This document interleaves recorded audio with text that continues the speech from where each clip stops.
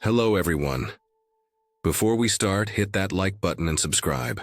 Drop a comment with where you're watching from and what time it is for you. That's how YouTube keeps sending you stories like this. And now, let's get into it.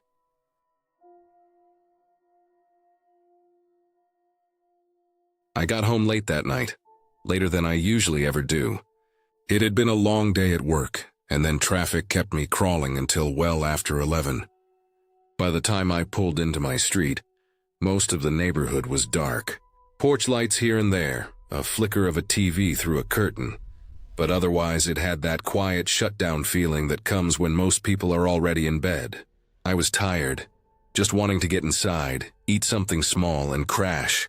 I turned into my driveway, headlights sweeping across the front yard, the low fence, and the gate I always kept shut but never locked. It wasn't until I killed the engine and stepped out that I noticed it. My gate was closed like always, but hanging from the latch was a padlock. A solid one, silver and new-looking, the kind you'd pick up at any hardware store. At first I thought maybe I was imagining it, but when I walked up and tugged the gate, it rattled and stayed shut. I bent down and looked closer. Yeah, it was locked. That was strange enough, but the thing that made my stomach go tight was that it wasn't my lock. I didn't own one like that. I had never locked that gate in my life. I stood there in the dark for a moment, feeling suddenly exposed. My own porch light was off, and I realized how quiet the street was. Just the sound of my own breathing, the faint hum of a street lamp buzzing somewhere behind me. I looked around. Every house seemed asleep. No movement, no cars passing. My neighbors' yards were just shadows. For a second, I thought about knocking on a neighbor's door, but I didn't want to cause a scene. I was bone-tired, and all I wanted was to be inside my house. But the fact that someone had locked me out from the outside made the hair on my arms stand up. I tested the lock again, jiggling it hard, but it was solid. My first thought was that maybe someone was playing a prank. Kids, maybe. But I didn't have many kids in this neighborhood. Most of my neighbors were older couples, retirees, or people who kept to themselves. Nobody that struck me as the prank type. I could feel myself starting to sweat even though the air was cool. I kept glancing over my shoulder. The thought that someone might be watching me right then, waiting to see what I'd do, made me feel like I was standing under a spotlight. I didn't like the idea of walking all the way around the block to come in from the back, especially since that gate was also usually chained, though never locked. So I made a choice. I grabbed the top of the fence, planted my foot against the gate, and hauled myself up. I'm not a kid anymore, so it wasn't graceful. I slipped once, barked my shin on the wood, but I managed to swing over and land on the inside. My yard looked normal, my house dark and still. But walking up to the porch, I couldn't shake the thought that someone had been right there, close enough to touch my front gate, close enough to lock me out. I didn't even bother checking the yard. I just went straight to the front door, unlocked it, and slipped inside. I locked it fast behind me and stood there in the hallway listening. Nothing, just the normal creaks of the house, the fridge humming faintly in the kitchen. I didn't sleep much that night. Every little sound outside seemed louder than usual. I kept replaying it in my head. Me standing there at the locked gate, someone somewhere watching me. It had to be someone nearby. That lock hadn't just appeared by itself. When morning came, I got up groggy and uneasy. Sunlight filled the yard. I stepped outside, half expecting to see the lock still hanging there. But it was gone. Gate standing the same as always, latch closed. No sign of anything unusual. I checked the ground around it, the grass and dirt. No lock, nothing. That should have made me feel better, but it didn't. If anything, it made me feel worse. Someone had come back and taken it. They hadn't just forgotten it or left it overnight. They'd wanted me to see it, to deal with it, to lie awake all night thinking about it, and then they'd slipped back while I was inside and removed it, like erasing their tracks. The whole day I couldn't stop thinking about it. At work I barely focused. On my lunch break, I even looked up what I could about people trespassing or messing with houses. Everything I read just made me more uneasy.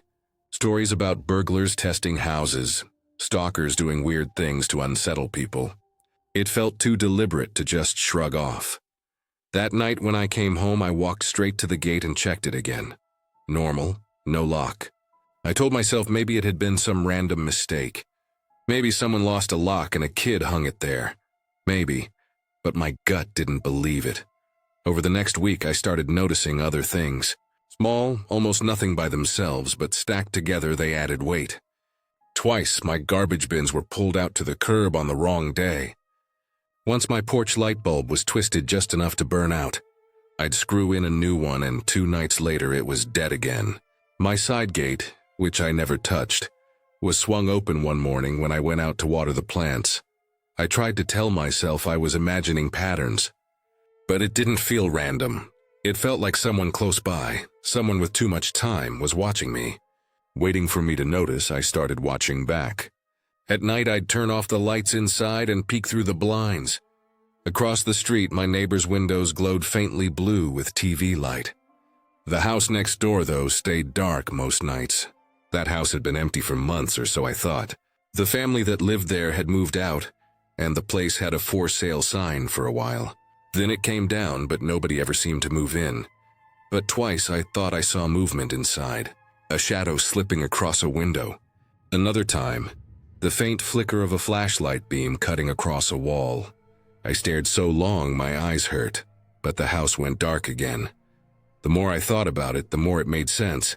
Someone had access to that place, and from there they could see my front yard, my gate, everything I did at night when I came home.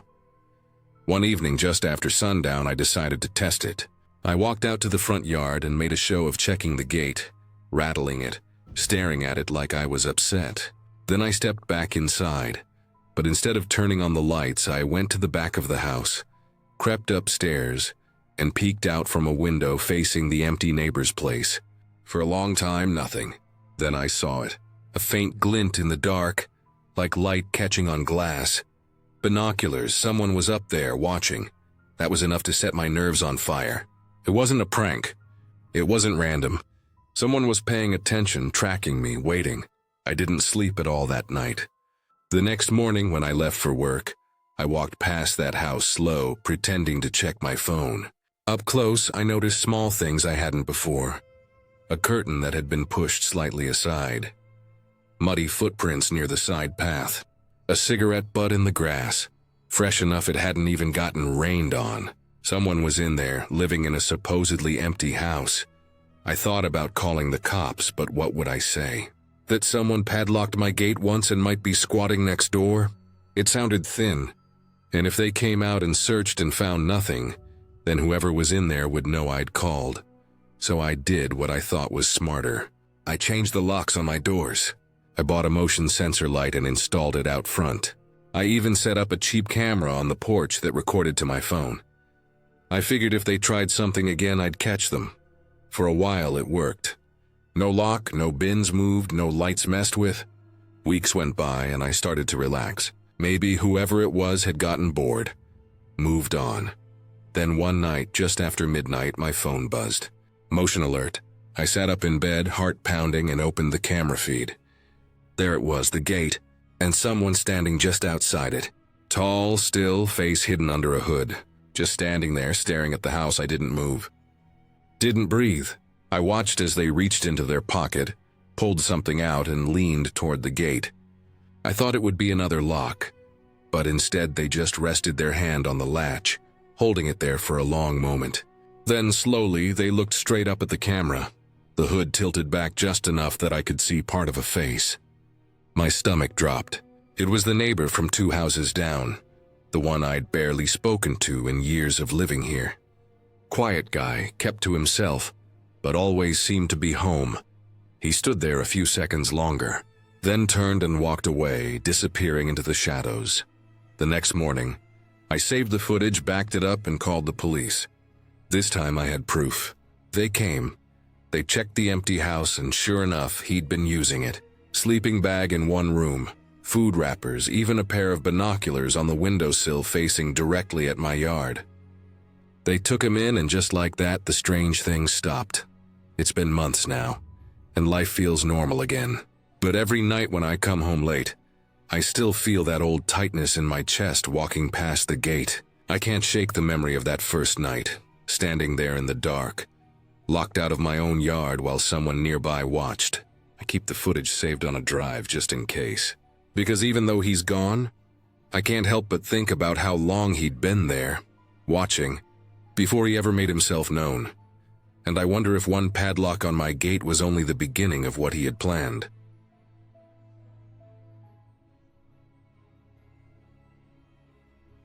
I had been living in that apartment for almost a year when I first started to notice something wasn't right. At first it was just a feeling. That gnawing unease that creeps in without any clear reason. I'd come home from work, unlock the door, and as soon as I stepped inside I would feel it.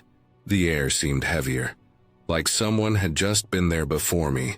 Sometimes I even caught myself glancing over my shoulder, as if I was expecting someone to be standing in the corner, even though I knew I was alone. I tried to tell myself it was stress.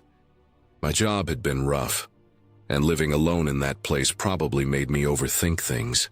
The building was old, built in the 70s with thin walls and floors that groaned under the weight of anyone walking. Sounds traveled easily.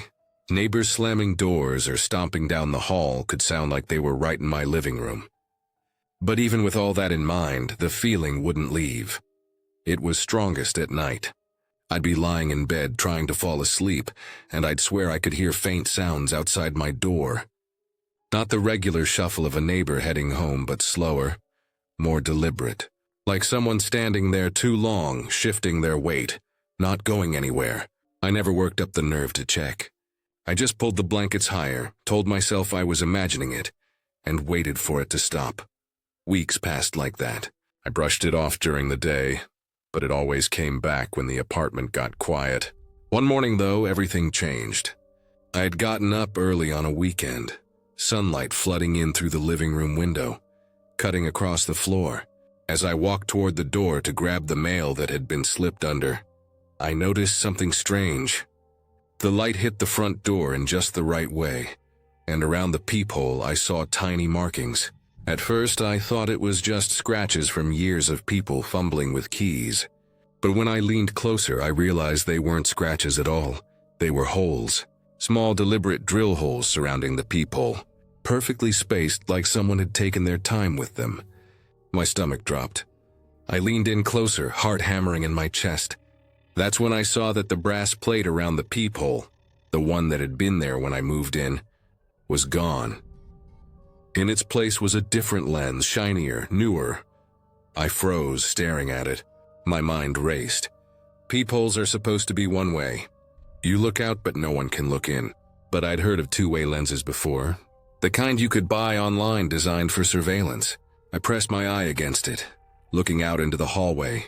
The view seemed normal, but that didn't matter. From the other side, someone could have been looking in, watching me whenever they wanted. I felt my throat tighten.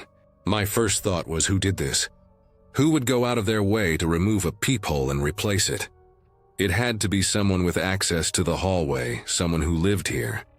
I backed away from the door, scanning the apartment as if it suddenly wasn't safe anymore. My own space, the place I had been eating, sleeping, and living in, now felt like it had been exposed, like all my privacy had been taken from me.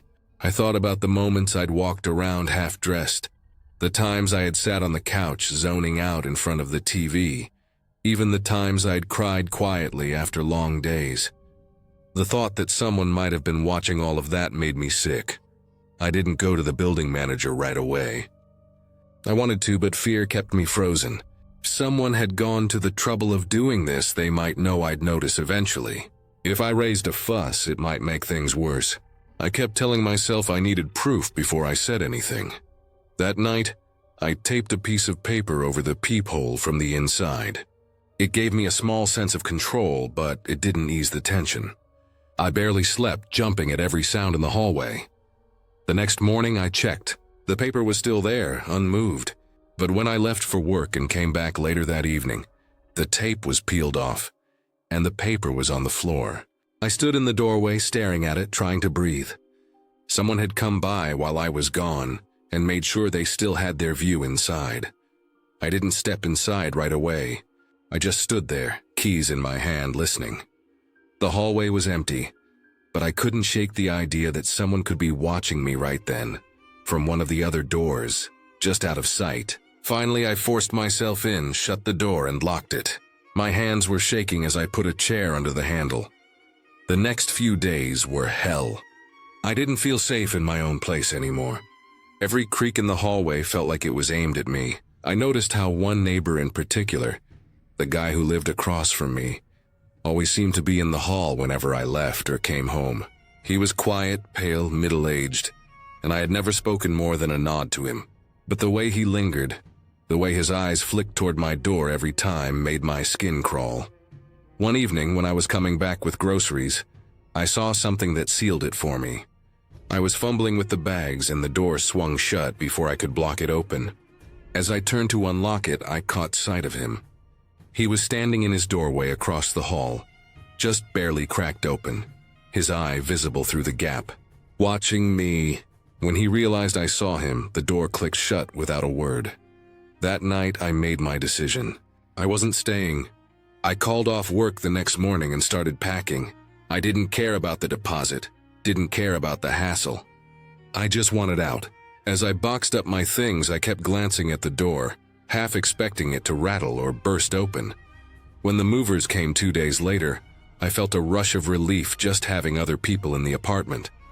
The presence of strangers made me feel safer, less like prey. But even then, I caught glimpses of him across the hall. His door opened once, just enough for him to stand there in silence watching. The movers noticed too, one of them muttering under his breath. I didn't explain. I just urged them to hurry.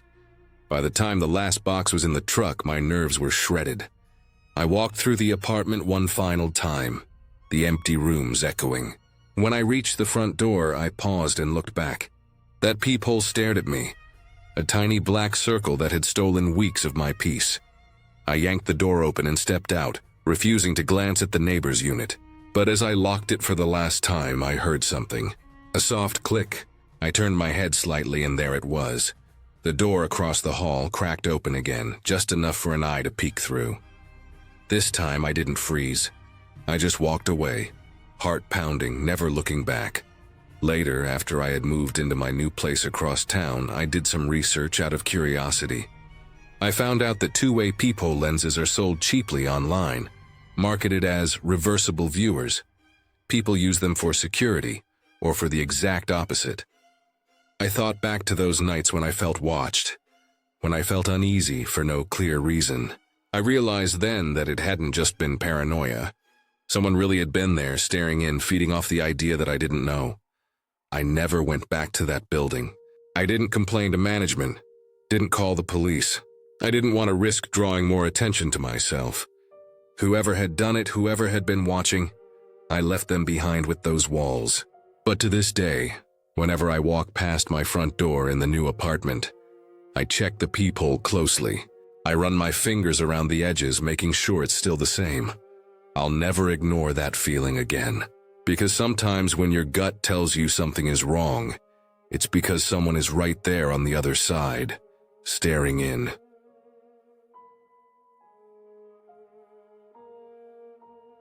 I didn't know my neighbor very well, not in the way people used to know their neighbors. We lived in a mid-size apartment building, the kind where everyone nods politely in the hallway, but no one really talks unless they have to. He was quiet, middle-aged, maybe mid-30s, though it was hard to pin down. He worked odd hours, gone most days, and sometimes I'd hear him moving around late at night. We never exchanged more than small talk until one afternoon he knocked on my door and asked me if I could watch his dog for the weekend. It struck me as odd, because I didn't even know he had a dog.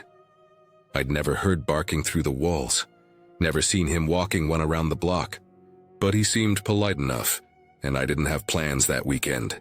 He said he had to travel unexpectedly. He handed me a small silver key and told me the dog's name. That was it. No instructions about food or toys. No details about how long he'd be gone. Just the key and the name. I didn't think much of it at the time. People are busy. Maybe he assumed I'd figure it out. The next morning, I waited until late morning before going over. I figured I'd let the dog out, make sure it had food and water. The moment I opened the door, something felt off. The apartment smelled wrong. Not the kind of wrong you'd expect with a dog locked up, but empty. Like dust and plaster, like a place no one really lived in. It didn't match what I thought I knew of him. The air was still heavier somehow. I flipped the light switch and it came on. The fridge was running in the kitchen, I could hear the hum of it. But when I walked through the front room, I froze. The apartment was empty. Completely empty. No couch, no chairs, no table. No pictures on the walls, no shelves, no curtains on the windows. The carpet was bare and marked where furniture used to sit. Lighter patches of carpet framed by darker outlines. It looked like everything had been stripped out in a hurry. I walked further in, checking the bedroom. Same thing. No bed, no dresser, no clothes, not even a hanger in the closet. The bathroom looked nearly bare too, except for one thing. The dog. It was tied by a short rope to the exposed water pipe under the sink. A metal bowl sat in front of it, empty. The dog was medium-sized, black with white paws, and its eyes locked on me the second I stepped into the doorway. It didn't bark. It just stared, stiff, as if it wasn't sure if I was safe. My chest tightened. The whole scene made no sense. I filled the bowl with water from the sink and found a half-empty bag of kibble under the counter. That was the only sign that a living thing had been considered here at all. The dog ate quickly, hunched and silent like it wasn't used to company. I stood in that bathroom looking at the dog, then at the rest of the empty apartment, trying to figure it out. My neighbor had asked me to watch his dog, but everything else was gone. Who travels and leaves behind an apartment like that? When I left, I locked the door behind me, but the key felt heavier in my hand than before. The first night I couldn't stop thinking about it. I told myself maybe he was moving out and didn't mention it. Maybe he'd left in a rush and needed someone to keep the dog safe until he came back for it. That sounded reasonable enough, but deep down it didn't sit right. Why not just take the dog with him? Or at least leave it with someone who knew him better? I went back the next day, brought some treats I bought at the corner store. The dog wagged its tail faintly, but still didn't make much sound. Again, no furniture, no sign of life. I opened the fridge out of curiosity, and that unsettled me more than anything. The fridge was almost empty. A few bottles of water, a jar of mustard, a carton of eggs with only 2 left. No milk, no leftovers, no groceries. It looked like someone had been erasing themselves. I stayed longer that time, walking through every room. The closets were empty. The drawers were gone. The windows were bare. Only faint scuff marks on the walls showed that anything had ever been there. By the 3rd day, the building itself started to feel different to me. I noticed how quiet his floor was. I noticed I hadn't seen him bring anything out. Hadn't seen movers, hadn't heard a single sound of furniture being hauled away. When did he do it? How had he managed to clear everything without anyone noticing? I kept feeding the dog, refilling the water, but I couldn't shake the feeling I was stepping into a place that wasn't supposed to exist anymore. An empty apartment that technically wasn't empty because of the dog. On the 4th day, I checked the mailbox slots in the lobby.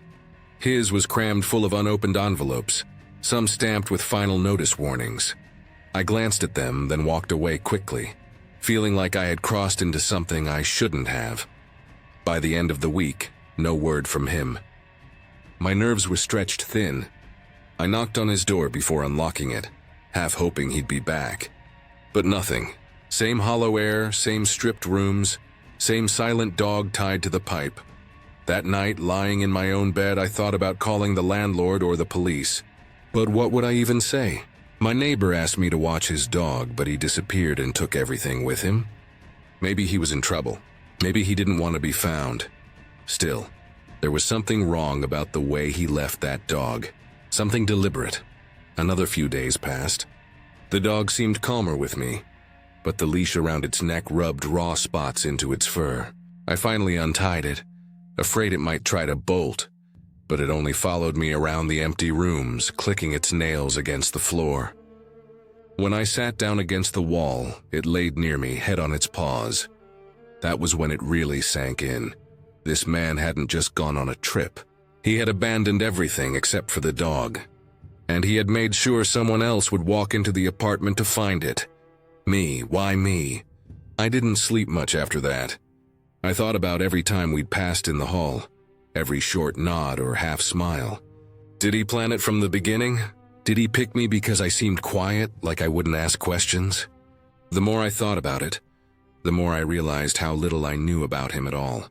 No friends ever came by, no family, no deliveries at his door. No noise, no visitors, no signs of life beyond the thin walls. The weekend stretched into a week, then two. No return, no phone call, no note. Just an empty apartment and a dog that was slowly learning to trust me. One evening, after feeding it, I sat on the bare floor in the living room and listened. The building was quiet, the fridge humming faintly in the kitchen. I looked at the walls, the scuffed outlines where pictures used to hang, and I realized something. He hadn't left quickly. He'd done this over time, slowly, piece by piece, removing every trace of himself, until all that was left was the dog, tied up for me to find. I don't know what became of him. Maybe he ran from dead or worse. Maybe he wanted to disappear completely. Maybe the dog was never even his. I called the landlord finally, told him the situation. The police came, looked around, asked questions I couldn't answer. They took the dog to the shelter, though by then I almost wanted to keep it. They said they'd try to track him down, but weeks later there was still no sign. His mail piled up until it stopped coming altogether. Sometimes I still think about that apartment. How wrong it felt walking through those stripped rooms with the hum of the fridge echoing louder than it should have. I think about the dog tied to the pipe waiting in silence, like it knew I was the one who would walk through that door. And I think about my neighbor, the man I barely knew, who one day decided to erase himself from the world and leave me with the only proof he'd ever been there. After that, I stopped nodding politely to neighbors in the hallway. I don't want to be chosen again.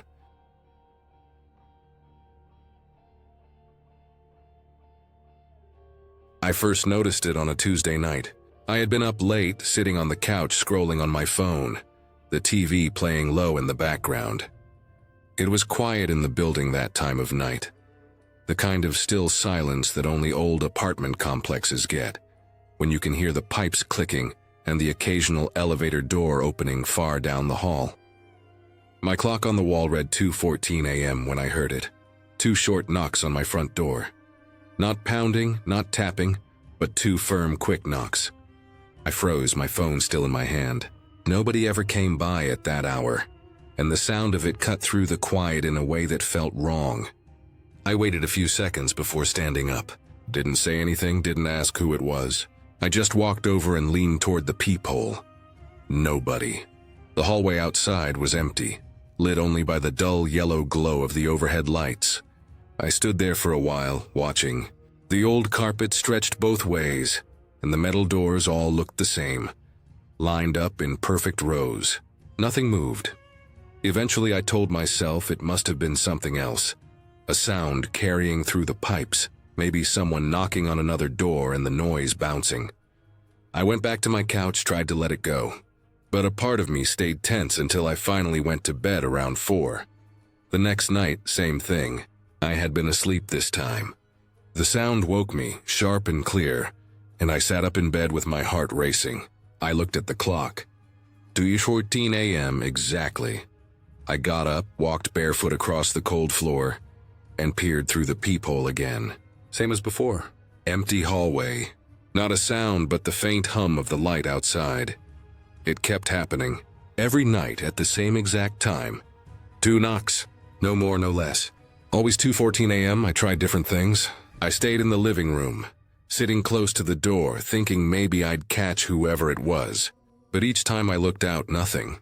After a week, it had me on edge. I wasn't sleeping right anymore. I jumped at every sound in the building, every creak of the wood and buzz of the heater. My mind kept circling the same questions. Who would knock like that? Why that time? Why never anyone visible? On the 8th night, I decided I was going to open the door the second I heard it. No hesitation. I sat by the door with the chain already off, one hand resting on the knob, waiting. I kept checking the clock. My body felt wired, every nerve on edge. Then, like clockwork, the knocks came. 2 sharp raps against the wood. I twisted the knob and yanked the door open in one motion. For half a second, I saw nothing but the empty hall. Then I noticed movement, my neighbor from across the hall. He wasn't standing at my door. He wasn't even close. He was halfway down the stairs at the end of the hall. His body turned just enough that I knew he'd been watching me. The second our eyes almost met, he dropped his gaze and kept walking, disappearing down the steps without a word. I just stood there. The door wide open, cold air from the hallway leaking into my apartment. My heart pounded so hard I could feel it in my throat. The neighbor's name was Paul. He had moved in maybe 6 months before. Middle-aged, quiet, a little awkward whenever we crossed paths. He always carried groceries in paper bags instead of plastic, and I'd sometimes hear him dragging furniture around late at night, but I'd never had a reason to think much about him before. That night, though, the way he had been standing there watching, it sat heavy in my chest. He wasn't surprised to see me open the door. He didn't look guilty or confused. It felt more like I had interrupted something, like he had been expecting me to do exactly what I did. The next day, I left for work early. I couldn't stop thinking about it, trying to piece it together. If he had been the one knocking, how had he gotten away so fast? There was no sound of footsteps running, no door slamming shut. Just him, already walking calmly down the stairs. It didn't make sense. That night, I debated what to do. Part of me wanted to confront him outright. Another part told me to just keep my head down. People in buildings like this sometimes kept their own strange habits. But still, the knocks had started after he moved in. They always came from my door, not anyone else's. And now I had seen him there, watching. I didn't sleep well. I kept expecting the sound again, and sure enough, at 2:14 a.m., it came. 2 knocks, firm and even. This time I didn't move. I just stayed in bed, holding my breath, staring at the ceiling. My ears strained for any other sound. After a long moment, I thought I heard the faint creak of the stairs down the hall. By morning, I felt sick with unease. I started noticing other little things. Scuff marks near the bottom of my door, like shoes had been turning there often. The faint smell of cigarette smoke outside, though Paul never smoked when I saw him. Once coming home late, I found a small scrap of folded paper tucked near the doorframe. Blank, like someone had slipped it there and then thought better of it. I didn't tell anyone. How do you explain something like that without sounding paranoid? My neighbor knocks on my door at 2:14 every morning and then disappears. It didn't sound real, even to me. The night stretched on like that. Everyone the same. The knocks came. I either ignored them or sat frozen, staring at the door. I started leaving lights on, the TV running, anything to fill the silence. I avoided Paul whenever I could, timing my trips out so I wouldn't run into him. Still, I caught him watching sometimes. Once, as I locked my door, I felt eyes on me and turned. He was standing in his doorway, pretending to fiddle with his keys, but looking directly at me. The worst was when I realized he knew my schedule. I'd come home from work and hear his door open a second later. I'd take my trash down and hear him step into the hall. Always close, always near, never saying a word. It reached a breaking point after almost a month. I woke again to the knocks, sharp and sure. My nerves were shot, my body exhausted. Something in me snapped. I couldn't keep letting it happen. I pulled on a sweatshirt, grabbed my phone, and opened the door as fast as I could. The hallway looked empty. But down the stairs I caught it again. Paul standing in the shadows by the exit. Not moving, just watching. I held his stare this time, long enough that he finally turned and pushed out the door. That morning I went straight to the building manager. I told him everything. The nightly knocks, the timing, the way Paul lingered and watched. I didn't care if I sounded paranoid anymore. I needed someone else to know. The manager's face stayed flat as I talked, but when I finished, he sighed. He told me I wasn't the first to bring up complaints about Paul. Other tenants had mentioned strange behavior, loitering outside doors, moving around at odd hours, staring through peepholes. He promised to look into it. 2 days later, Paul was gone. His door was left open, the apartment stripped bare. No furniture, no clothes, nothing. just like he had vanished overnight. That was the last time I ever heard the knocks at 2:14 a.m.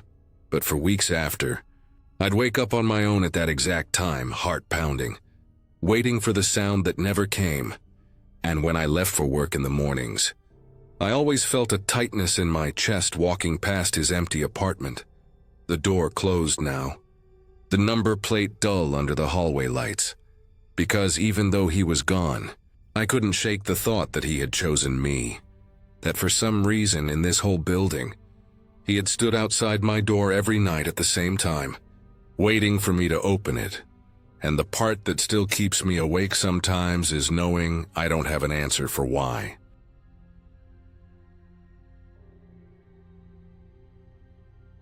I lived in an old apartment building with a shared basement. It wasn't the kind of basement people hung out in. The concrete walls were stained, the pipes ran overhead, and the lights buzzed when they felt like it. Most tenants only went down there to get something out of their storage cages, or to put away boxes they didn't want cluttering up their place. My cage was halfway down the row, nothing special about it. A thin wire door with a padlock, the same as everyone else's. One evening I decided to go down there to grab a box of winter clothes. The sun had already set outside, and the hallway lights upstairs were dim. I carried my spare key down with me, the one I kept on a small ring just for the basement lock. The stairwell smelled like dust and damp, and when I pushed open the basement door, the air hit me heavy and stale, like concrete soaked with old water. The light inside wasn't much better. A few overhead bulbs worked, but the others flickered or stayed dead. Shadows collected in the corners, and the whole place had that hollow sound where every step seemed to echo back at you. I turned down the row of storage cages, my cage about 6 doors down. That was when I noticed it. A chair, one of those cheap plastic ones with metal legs, had been pulled right in front of my cage. It was facing directly at it. On the seat sat a white disposable coffee cup, the kind you get from a gas station. At first I thought it was just trash someone left, but then I got closer. The cup was still warm. I froze. The chair wasn't there before. I'd been down a few days earlier to drop off some tools, and there hadn't been any furniture like that in the basement. The cages had boxes, old furniture, bags of clothes, but no chairs lined up in the hallway. Someone had dragged it there and put it facing my cage. Someone had sat there. I crouched and put a finger to the cup. It wasn't just warm. It felt freshly used, like someone had been holding it only minutes earlier. My stomach twisted. That meant whoever had been sitting there was probably still nearby. I looked around the basement, my ears straining for movement. Nothing. Just the low hum of a light and the faint drip of water from some pipe in the corner. The cages stretched in both directions, their thin wire doors making it easy to see inside. No one stood in the hallway. But the thing about that basement was that it wasn't just cages. There were alcoves, gaps between the concrete supports, little blind spots where someone could stand back just enough to stay hidden. I suddenly hated how dark it felt down there. I backed up a step, my eyes flicking toward the stairwell. Every instinct told me to just leave the box for another day, lock the door, and forget I had ever seen that chair. But at the same time, I wanted to know if anything in my cage had been touched. My cage was locked at least. The padlock hung the way I'd left it. No scratches or marks like someone tried to force it open. I tried to tell myself that maybe one of the neighbors had set the chair there for some reason. Maybe they were cleaning out their own cage and needed a place to rest. The coffee cup could have been theirs. But why facing mine? Out of all the cages, why would someone sit there watching the inside of mine?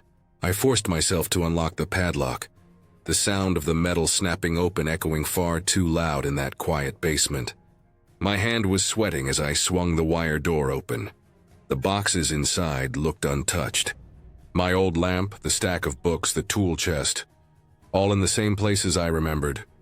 I pulled out the box of clothes quickly, shoved the door closed, and locked it again. I tried not to look at the chair, but my eyes kept flicking back to it, that coffee cup sitting there like proof that someone had been waiting. I carried the box back to the stairs, my heart beating in my ears. Halfway up, I glanced over my shoulder. The chair was still there, facing my cage, and the shadows around it seemed too heavy, too still. Upstairs, I locked the basement door and stood in the hallway for a long minute, listening. Nothing followed me. No footsteps on the stairs, but the uneasy feeling clung to me the rest of the night. The next day, I went back down in daylight. The basement windows let in a thin gray light during the day, and it made the place feel less closed in. The chair was gone. So was the cup. Not thrown into the trash, not tipped over, just gone. I asked a couple of neighbors later that week if they had moved anything in the basement. Everyone shook their heads. Nobody admitted to bringing a chair down there. That should have been the end of it. But the thought stuck in my mind. The idea of someone sitting in the dim basement sipping coffee, staring at my cage. The warm cup told me they hadn't been gone long, which meant they could have been watching me when I walked in. I started noticing smaller things after that. The padlock on my cage seemed to sit at a slightly different angle, like someone had touched it. A box inside looked shifted an inch or two, though I couldn't be sure if I had just imagined that. Once I found a footprint in the dust near my cage, larger than mine. I stopped going down there at night. I would wait until morning, when other tenants might be around. Even then, I hurried, never lingering longer than I had to. One evening, about 2 weeks later, I heard the basement door shut while I was in the hallway. I froze. The sound was clear and metal meeting metal, heavy and deliberate. I hadn't seen anyone go down there. I stepped closer to the stairwell, just enough to hear. There was movement below. Not loud, not rushed, just the scrape of a chair leg sliding across concrete. I didn't wait. I went back inside my apartment, locked the door, and called the building manager. I told him someone had been leaving things near my cage, moving stuff around. He brushed it off, said probably another tenant using the space, nothing to worry about. But I knew what I'd heard. A few days later, the chair appeared again. This time it was 3 cages down from mine, turned slightly toward the hallway. No cup, no trash, just the chair. Like someone wanted to remind me they hadn't gone anywhere. I couldn't take it anymore. I bought a motion sensor camera, the kind with night vision, and mounted it inside my cage, pointed through the wire mesh at the hallway. I figured if someone came back, I'd finally know who it was. The first 2 nights, nothing. Just empty footage of shadows and dust floating in the light. On the 3rd night, though, the sensor picked up movement. The recording showed a man, tall, wearing a dark jacket. He walked slowly down the hallway, dragging the same chair I'd seen before. He set it down directly in front of my cage, sat and just stared. For 30 minutes he didn't move. He didn't check his phone, didn't shift around. Just sat there, eyes fixed on my cage like he was waiting for something. When he finally stood, he leaned forward toward the wire door. His face was close enough that I could see the outline in the dim light. Then he reached out, touched the padlock once, and walked away, dragging the chair out of frame. I took the footage to the building manager. He watched it, his face tightening. He didn't recognize the man, said he didn't look like any tenant he knew. Security wasn't tight in the building. The back door lock often jammed, and anyone could slip inside if they tried. That night I couldn't sleep. Every sound from the hallway felt like footsteps. Every creak in the walls felt like someone trying my door. I kept seeing the man's stillness in my head, the way he sat without moving, staring at my cage like it wasn't storage but something more. The manager replaced the basement locks, but it didn't make me feel safer. I stopped using the basement altogether. The boxes down there could rot for all I cared. A month later, I moved out. I didn't tell anyone the real reason. I just said I needed a bigger place. But the truth was, I couldn't stand the thought of that basement anymore. That chair, that coffee cup still warm, and the man who sat there, watching. Because if he had a key to the basement, what would stop him from trying to get a key to my apartment? And every time I think about it, I realize the worst part. The night I found the cup warm, he hadn't just been there earlier. He had been there while I walked in, watching me in real time, sitting silent in the shadows close enough to touch the cage, waiting.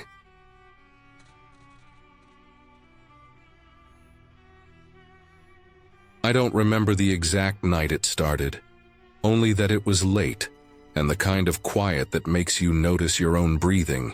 My house sits on a cul-de-sac, one of those dead-end suburban loops where every yard seems cut from the same pattern, each porch light glowing faint and yellow against trimmed hedges and paved driveways. On most nights you could look outside and see nothing but empty lawns, parked cars, and the occasional light left on in a living room window. Nothing about the place ever felt strange before, and that was part of why I chose it. It was the kind of neighborhood where nothing ever seemed to happen. That night, I had been in bed for a while, not asleep yet, just lying there staring at the ceiling. I tend to keep my blinds half shut, not because I expect anyone to be outside my window, but more out of habit. My bedroom faces the front yard, and the blinds let in a sliver of the streetlight, just enough that my room isn't pitch black. I was half thinking about work the next day, half drifting into that edge of sleep where thoughts don't make much sense, when I caught it, the faintest bit of movement outside. It was small, barely enough to notice, but it was there. My eyes flicked toward the window and I saw the shape of someone standing. At first, I thought maybe it was a trick of light, a shadow cast by a passing car, or maybe one of the neighborhood cats darting across the yard. But the shape didn't move the way shadows move. It was steady, solid. I pushed myself up, my heart already starting to pick up speed even though I didn't know why. The blinds were mostly closed, but I could see enough between the slats to know it wasn't just in my head. Someone was outside. I slid off the bed, bare feet hitting the carpet, and for a moment I just stood there staring at the blinds. 1,000 thoughts raced through my head. Maybe it was a delivery mix-up, maybe someone lost, maybe just a kid. My hand hovered near the string that would open the blinds and I hesitated. I knew if I pulled them open, I would either be reassured or shaken. I took a breath, tugged the blinds up an inch, then more, and finally looked straight out. There he was, my neighbor. He was standing dead center in my yard, not on the sidewalk, not near the driveway, but on the grass itself. He was angled slightly upward, his face tilted toward my window. His eyes were on me. There wasn't the slightest flicker of surprise, no shift in posture, no attempt to hide what he was doing. He just stood there, locked in that stare like he had been waiting for me to notice. I froze. I can't even explain what went through me in that moment. It wasn't fear the way you feel when someone jumps out at you. It was something heavier, colder. My skin prickled, my chest tightened, and every instinct in me screamed to shut the blinds again. I did exactly that, yanked them down so hard they rattled against the frame. My hands shook as I backed away from the window. I stood in the dark for what felt like an hour, but was probably only a minute. My mind spun with possibilities. Why was he there? Was he drunk? Sleepwalking? Did he mistake my yard for his? My neighbor wasn't a stranger to me. I knew his face, had waved to him more than a few times. He lived just 2 houses down, always seemed normal, polite enough. Nothing about him ever gave me pause until now. I wanted to peek again to see if he was still there, but I couldn't bring myself to do it. Instead, I sat back down on the bed, staring at the wall, listening so hard it made my ears ring. Every creak of the house felt louder than it should have been. I don't know how long I sat there before I finally convinced myself to check again. When I lifted the blinds, the yard was empty. No one was there. The next morning, I walked outside, trying to act normal, but my eyes swept the yard automatically. There were faint impressions in the grass where someone had stood. Nothing obvious, but enough that I knew I hadn't dreamed it. I looked down the street, saw his house, blinds drawn, curtains still. It felt unreal to think he'd been standing there just hours earlier. I told myself to let it go. Maybe he had his reasons. Maybe there was something harmless behind it, something explainable. People do odd things sometimes. I tried to believe that. I tried to go about my day like normal. But that night, when I went to bed, I found myself glancing at the window every few minutes, heart skipping at every shift of shadow. The second night, it didn't happen. Nor the third. Slowly, I started to breathe easier. Maybe it was a one-time thing. Maybe he wouldn't do it again. I wanted to believe that. But the fourth night I woke to the same feeling. Eyes opening in the dark without reason, body alert before my mind caught up. I didn't even have to look. I knew. I crept to the window, hands trembling, and pulled the blinds just enough. He was there again. Same spot, same posture, same upward stare. Only this time it didn't feel like I'd caught him in the act. It felt like he wanted me to see. Like the waiting was the point. I snapped the blinds shut again, heart hammering against my ribs. My throat felt dry. This wasn't normal. This wasn't explainable anymore. This was deliberate. He knew I lived alone. He knew this window looked straight into my bedroom. And now he knew that I knew. I barely slept that night, every muscle tense, ears straining for the sound of footsteps. A knock at the door, glass breaking, but nothing happened. By morning, the yard was empty again. I avoided him after that. I stopped waving, stopped looking in his direction when I left for work. I didn't want to give him any opening, any sign of acknowledgement. The less connection between us, the better. I kept telling myself I should report it, but then I thought, what exactly do I say? That my neighbor stood in my yard and stared at my window? It sounds crazy unless you've seen it. I didn't have proof. No photos, no videos, just the memory of those eyes fixed on me. It went on like this for weeks. Not every night, not on any pattern I could trace, but often enough that I started to dread the evenings. Sometimes I'd wake and check and find nothing. Other times I'd pull up the blinds and there he'd be again, silent, still, unblinking. Always leaving before dawn, always careful never to be caught in the daylight. I bought heavier curtains. I shut them tight every night, but I couldn't stop thinking about him standing out there, even if I couldn't see him. The not knowing became worse than the sight itself. Then one night it changed. I woke as usual, that same gnawing awareness pulling me from sleep. I stayed still for a long time, staring at the ceiling, not wanting to look, not wanting to give him the satisfaction. But eventually I couldn't resist. I slipped out of bed, crept to the window, and pulled the curtains back just enough. He wasn't in the yard. For the briefest second, relief washed over me. Maybe he'd finally stopped. Maybe it was over. But then I noticed something else. The streetlight at the corner threw just enough glow to reveal shapes near my porch. A figure, his figure, standing not in the yard this time, but at the base of my steps. Closer. My stomach dropped. I let the curtain fall instantly, heart in my throat. This wasn't some strange ritual anymore. He was moving in.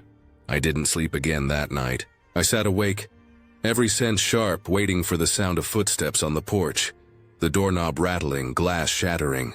But nothing came. By morning, the porch was empty. That was the moment I knew I couldn't ignore it anymore. I set up a camera facing the yard, hidden enough he wouldn't notice. I started locking not just the doors, but the windows too. Every creak of the house made me tense. I even started sleeping with a heavy flashlight and a kitchen knife within reach.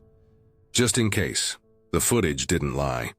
The first night I checked, there he was, stepping into my yard just past midnight, standing still for hours, then leaving before dawn. The second night, he came closer again, lingering near the driveway, looking straight at the window. The third night, he paced the edge of the porch, circling like he was deciding whether to come up. I saved every clip. I filed a report. I handed over the evidence. The police went to talk to him, but when they came back, all they said was that he denied everything. He claimed he hadn't left his house at night, claimed he was being harassed. Without more, they couldn't do much. They suggested I consider better locks, maybe motion lights, maybe even think about moving. That's when it hit me. He knew exactly what he was doing. He knew how to push just far enough without crossing the line. He wanted me trapped in that space of fear, where nothing he did was illegal enough to stop. But every move stripped away my sense of safety. The nights didn't stop. The stares didn't stop. The footage kept piling up, but no action came of it. I stopped feeling at home in my own house. Every night felt like a standoff, waiting for him to appear, waiting for him to edge closer. The fear became constant, a weight that followed me even in the daylight. And that's when I knew what he wanted wasn't to break in, wasn't to hurt me outright. It was worse than that. He wanted me to live with the knowledge that he could, anytime he chose. He wanted me afraid. He wanted me broken down. So I did the only thing left to do. I moved, packed what I could, left behind what I couldn't, and found another place across town. I didn't tell him, didn't give him the satisfaction of a goodbye.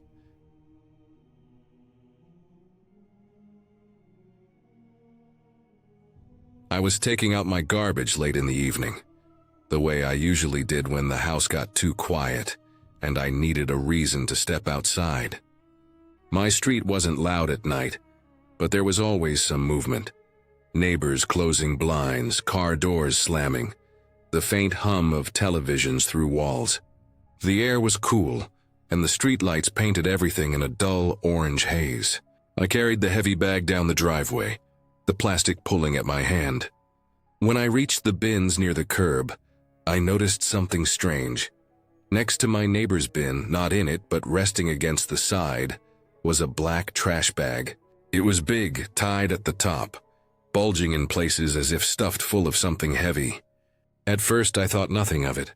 People left bags outside of bins all the time when they were full, but just as I started to toss mine in, I saw it shift. It wasn't the wind. The plastic moved in a way that looked deliberate, a twitch like something inside was pressing against it. I froze, holding my bag above the bin. Then came the sound, a muffled thud followed by a faint noise, too low to make out but too clear to be nothing. It was the kind of sound a person makes when they're gagged or struggling to breathe. My heart kicked up fast. I stood there, my eyes locked on the bag, trying to make sense of it. I thought maybe it was an animal, a dog or cat trapped inside. It was cruel, but some people were cruel. I glanced at my neighbor's house.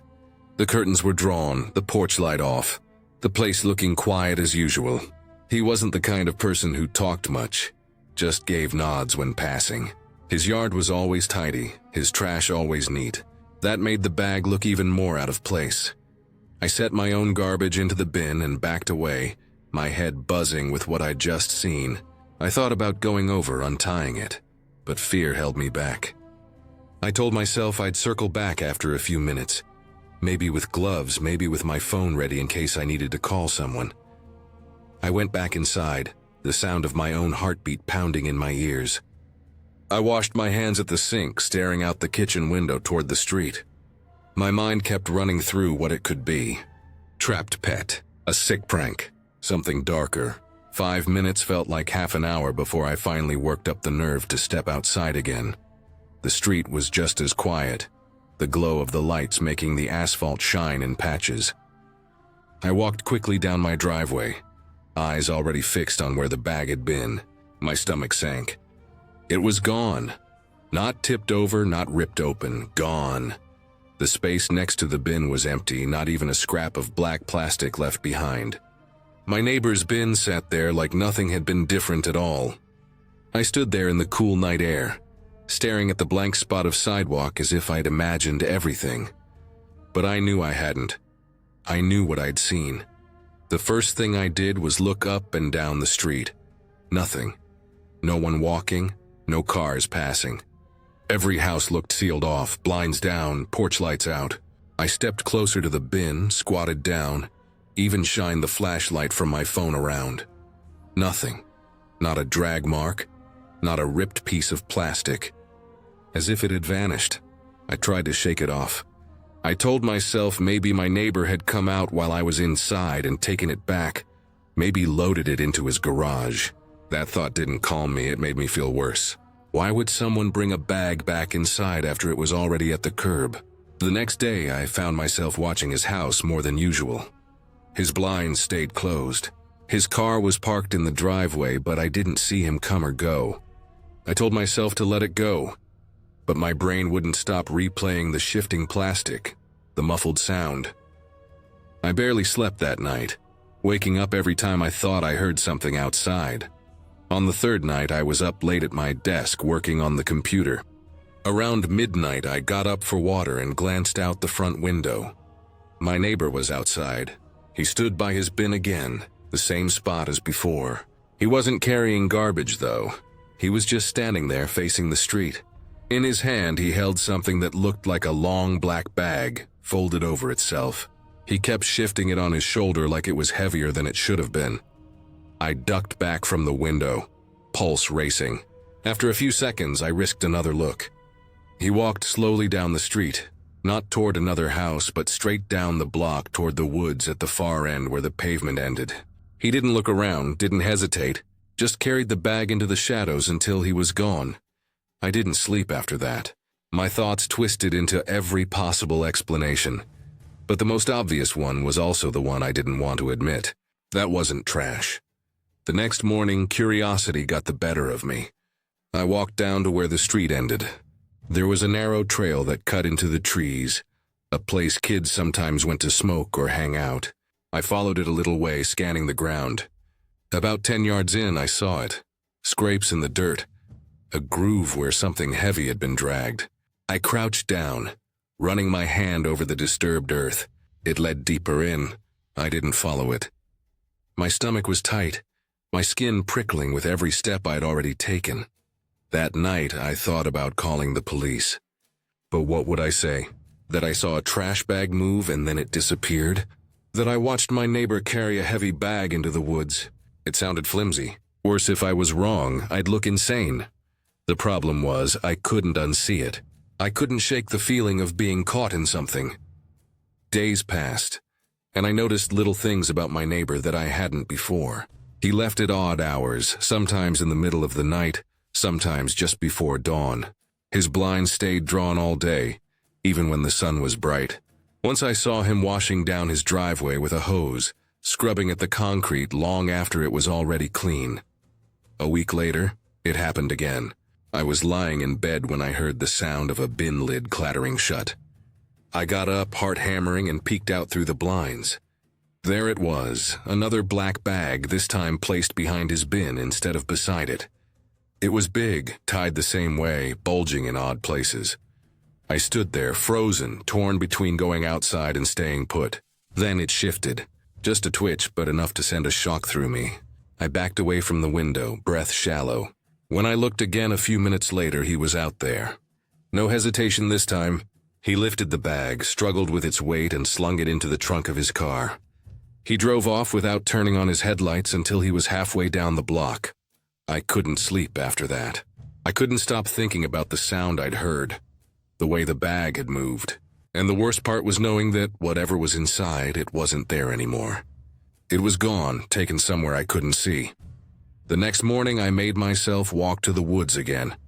This time, I went deeper. The trail forked, and I followed the path that looked the most disturbed. About 50 yards in, hidden behind thick brush, I found it. A shallow pit, half covered with branches and leaves. The dirt was fresh, uneven, as if someone had been digging in a hurry. I didn't need to dig to know what it was. The smell hit me before I could get closer. Sour, heavy, the kind of smell that doesn't leave your nose once it's there. I stumbled back, gagging, my chest tight. I didn't look closer. I didn't want to. I ran back up the trail, my legs shaking, my hands trembling so badly I could barely pull my phone from my pocket. I stood at the edge of the street, staring back into the woods, my thumb hovering over the keypad. I thought about everything I'd seen, the shifting bag, the muffled sound, the dragging marks, the pit. I knew what it added up to. I knew I had to do something. For the first time in my life, I called the police. I gave my name, my address, and everything I'd seen. My voice shook as I told them about the bags, about my neighbor, about the trail into the woods. They said they'd send someone out. That night, my street was lit up with flashing red and blue lights. Officers moved in and out of the trees with flashlights, marking the ground with tape. My neighbor's house was surrounded, his car searched, his bins opened. I watched from behind my blinds, heart pounding with every movement. When they finally let him out in handcuffs, his face blank, his eyes dark, I felt a wave of nausea crash over me. Because I realized then that if I hadn't taken my garbage out that night, if I hadn't seen the bag shift, I never would have known. And if I hadn't spoken up, those bags would have kept disappearing into the dark, one after another with no one ever asking why. And even now, Every time I take out my garbage, I can't help but look at the bins and wonder what I almost walked past without noticing.